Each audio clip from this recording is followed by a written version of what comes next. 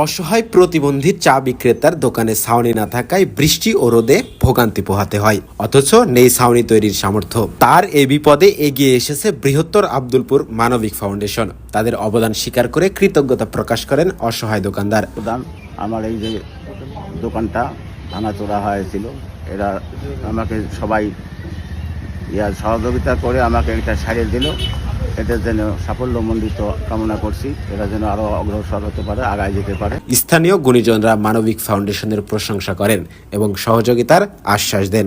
আব্দুলপুর মানবিক ফাউন্ডেশন যে উদ্যোগ নিয়েছে এবং সেই উদ্যোগটাকে বাস্তবায়ন করার জন্য তারা যে প্রচেষ্টা চালাচ্ছে এবং সেটা বাস্তবে রূপান্তর হচ্ছে, এই বিষয়ে আমি আব্দুলপুর ফাউন্ডেশনকে ধন্যবাদ এবং কৃতজ্ঞতা জানাই। এবং বিশেষ করে আমি আমার ইউনিয়ন পরিষদের পক্ষ থেকে আগামী দিনের অসহায় দরিদ্র মানুষের যদি কোনো উপকারে আব্দুলপুর মানবিক ফাউন্ডেশনকে সহযোগিতা করা যায়, সেক্ষেত্রে আমি সার্বিকভাবে সহযোগিতা করব।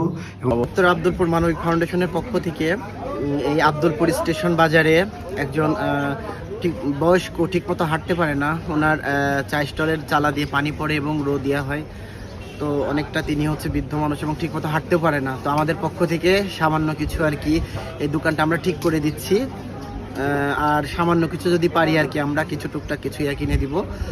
আপনারা দোয়া করবেন।